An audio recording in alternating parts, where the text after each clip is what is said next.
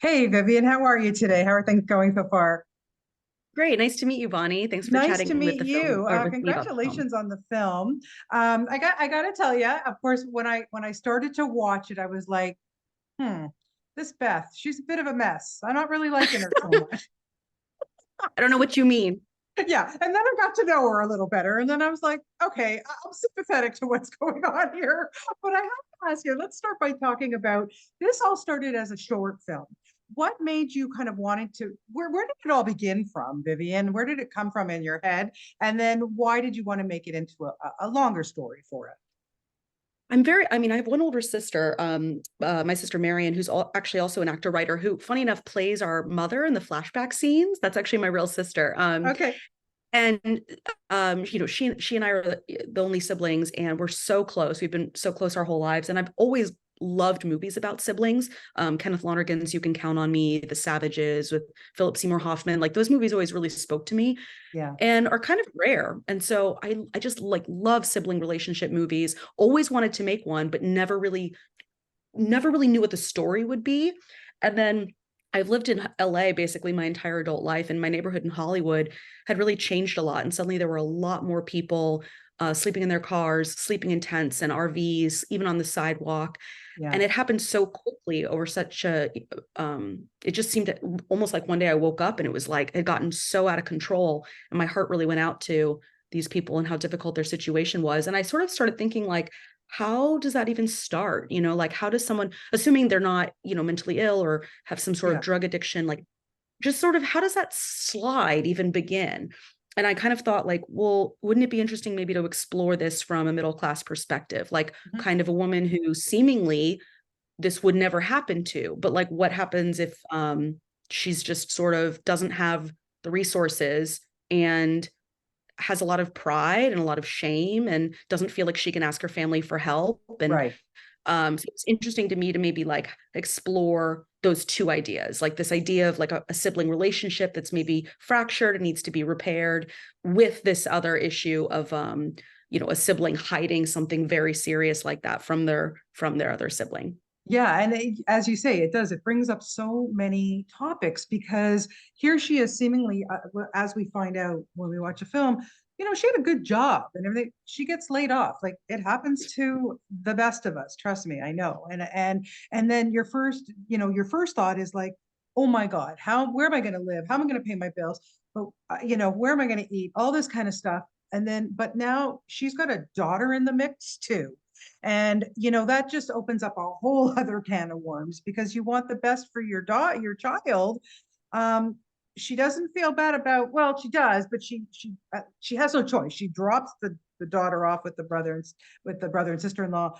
And what was interesting to me, Vivian, is that because she had that close relationship with her sibling, she just couldn't be honest with him and say, here's my situation. I need to live here for a while. Like, why do we feel like that? She had no qualms about dropping off her child, Mm-hmm. you know? It was interesting, that Well, perspective. sometimes even myself, I've noticed, I think there's a tendency we all have to be prideful. And it's very difficult to ask for help. Um, I even laugh at myself sometimes. It's like if I'm carrying out like a whole bunch of groceries from the grocery store, and some nice man is like, "Oh, do you need help for taking that Yeah. out to your car?" My instinct is to be like, "No, I'm fine. I've got it. I don't need you." And then he walks off, and then 10 seconds later, you're like, "Oh, God damn it, it would actually be helpful." And so you're sort of like, why even on this small level, we sort of shoot ourselves in the foot. Because I think we really, really want to be self-sufficient. We Yeah. really want to um we do take a lot of pride in being able to manage our lives. And I think people have a very emotional connection to money. Yes. Money is, and the way we manage our money is very much tied to our sense of our own self-worth, our own intelligence. And what we're seeing in the film is, because, without giving like too many spoilers away, because they have this age gap, where he's like 10 years older. So he also had to take on this almost like surrogate father figure role. Right. And my character says in the film at one point, like, thank you for reminding me that, I'm an F up again. Yeah. So clearly, like, she's felt a lot of judgment from him in the past on other things.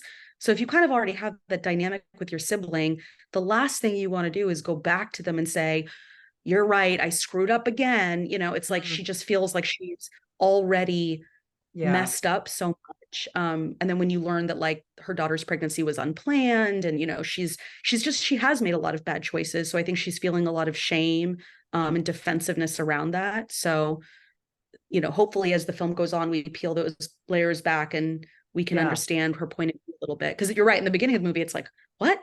Like, Yeah. Yeah. what is going on? Just No, pick up the phone, lady. Yeah. exactly, right. But exactly, it does tell a story. There's no question about it. And working with Anthony Rapp, now he was in the short as well. I love Anthony. I've had the opportunity to meet him many times over the years, and I'm a rent geek, and just all the other. He Yeah. shoots here Me a lot in too. Toronto because he does the Star Trek here, and so he's just so accessible, and he's such a good guy. How did the bond between you grow? Like just that sibling? I felt like a brother and sister, really. Yeah. I think honestly, from the second that we met on the short, I was just almost like, I just couldn't believe that like the way that his take on Ben, the way we were relating to each other, I was like, this is exactly what I imagined. This is exactly it. And then I sort of wrote, when I was writing the feature script, I wrote it with him in mind. Mm. And I'd sort of already kind of outlined it before even the short. Like I knew it was going to be a feature.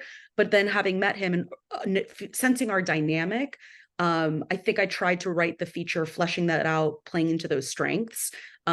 Which now I don't know what I would have done if he said no to the feature. I've been like, well, now I've like written it for you. So I would have been, Nah, he would that would have never been, have said no to you. Come on. yeah, well, I mean, who knows? You never know. He might have maybe just not liked the script, but yeah, but luckily he did. And and I think honestly, we had the same kind of sensibility of how we wanted to work together, which was we did get on, Zoom and before filming started and sort of discussed our characters like backstory and relationship and what we wanted to explore and the themes and all of that. But then when we got on set, he comes from theater, my background is Yes. theater. And I think we both just wanted to play. We both wanted to like just turn the camera on and like explore this relationship. And like we would do like he again, it was his theater background, like he didn't like pre-plan anything. It was like he was very open to like anything I gave him, he gave me back. So it was very free and I think a very fun experience. I think he had a good time as well. I loved working with him. Yeah, yeah. He's like I said, he's such a good guy. And I wanted to know from you, Vivian, how being an actor yourself influenced your directing style, or were there directors over the years that you had learned from and taken stuff from? Yeah. Well, hopefully the actors had a good time. I think they did. I tried really hard to be the kind of director that I want as an actor, because absolutely I've been on sets where you're just given like nonsensical direction that like that you it's like it almost feels like the director is just directing you just to look like they're doing something. Like it's like, you're like where you're like, what does that even mean? Like they don't speak actor, a lot of them. So Right, exactly. hopefully feel like the way that I communicated was clear. But also I like being given a lot of freedom as an actor. So like, I'm not interested in giving an actor notes just to do notes. Like I think if what they've tapped into is interesting, like I would rather just have them do more takes and have them explore that, and maybe just kind of like have them lean into certain things here and there than give them a note that's going to kind of radically change everything for no reason. So when I do give notes, I try to speak actor, Yeah. and Well, be the exactly. be Yeah. the kind of director that I like. So yeah, I'm sure there's a lot of unconscious things that I experienced that informed that, but yeah, consciously that was the only thing I was thinking.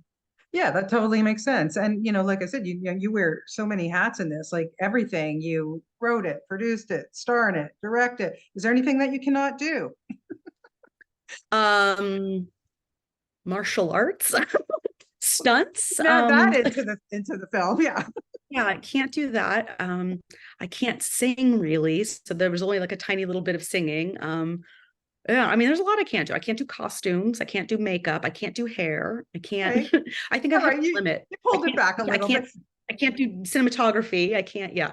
Now Okay. four. But was That's there the one of limit. those aspects that you really enjoyed more than another? Like now that you've got that directing bug, I know you have another film coming out too. So, acting is Yeah. great, but maybe sometimes you talk to a lot of actors and go, you know what? I really like this directing experience. Yeah, I loved it. I loved it. I think, yeah, I mean, I love writing. I love acting. It's not like I would give them up or, stop doing them at some point. And I still think it's fun. I actually think now, having directed, I'm a better actor because I know how to be of service to other directors. I think in a way, I'm more conscious of like what their concerns are in a Yeah, way that before when I was just an actor, I was like in my little selfish bubble, with me, my character. And now on a set, I can look at the director and know what they're worried about and try to help them a little bit as much as I can as just the actor. So that's fun. But absolutely, I fell in love with directing. It's something I'm so grateful to have had. I mean, it's so hard to make a feature, and so many people don't ever get that opportunity. So I'm of like course. very cognizant of how lucky I am, and I hope to keep doing it the rest of my life. I absolutely love it. Well, that's amazing. And as I said, you have another feature coming, Seance. Can you tell us a little bit about that too? Maybe we'll get it here Yeah, at Toronto Film Festival next year. that would be great. I know that would be wonderful. I've actually never been to Toronto, and I've never been to Canada. I know. I Well, don't know what I'm doing. here's your I know. opening. Come on. Great. Like sign me up. Yeah, so it couldn't be more different. It's called Seance. It's a period piece that takes place in the 1890s, and it's a Wow. psychological thriller. Sort of very much like in the vein of like those older movies like The Haunting, the original one from the 60s, or like Gaslight with Ingrid Bergman. That's kind of the vibe, sort of Hitchcockian. Yeah, it couldn't be more different from Scrap. It's really fun. It's my first time doing anything genre, so like I really had a great time with it. Oh, awesome. I can't wait to see that. That's awesome. Well, listen, congratulations on Scrap. Like I said, it hits home. There's a lot of things. We didn't even get to the IVF thing. There's just so many topics in here that there's so many people that can relate to one or the other. And it just was really, really well done. It wasn't preachy, you know what I mean? So I Yeah. think a lot of people will connect to it. So congratulations on that. And thank you so Thank much for your time today, Vivian. I really appreciate it. And we need to get you here in Toronto. So come on. I know. I'll try. I do want to come. It's on my bucket list. All right. Next summer. Don't come. We're heading into winter now. So meh. Yeah, Okay. no, not in the winter. Take care. Thanks for your time and have a great day. Thank you, Bonnie. Okay. Take care. Bye bye.